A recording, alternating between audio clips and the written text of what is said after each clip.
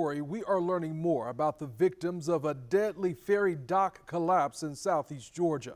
Tonight, we know that 4 of the 7 victims were from Jacksonville. They were killed when a gangway to a ferry collapsed during a celebration for the historical Gullah Geechee heritage. Our Renata DiGregorio has been learning more about this tragedy. And Renata, I know you've also discovered some more information about the victims in all of this. Yeah, Anthony, we've really been working on this all day, and all but one of the people who were killed in the gangway collapse were in their 70s. One woman was 93 years old.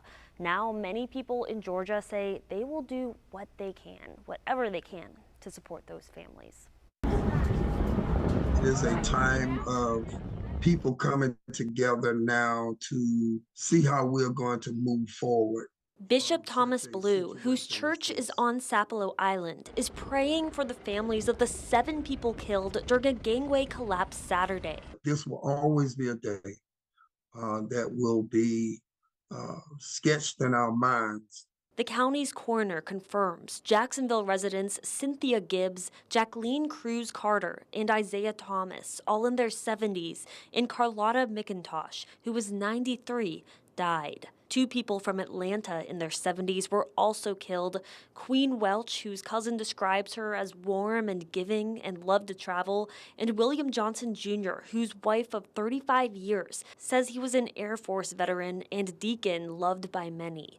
Charles Houston from Darien, Georgia, was a chaplain for Georgia law enforcement agencies. We love you and you are our friend. Reginald Hall is a Gullah Geechee descendant and Sapelo Island advocate who was involved in what attorneys call the first federal lawsuit to challenge the government's treatment of Gullah Geechee people. It resulted in millions of dollars worth of changes to the ferry, Hall says. How did this happen and why could this have happened with a 3-year-old dog?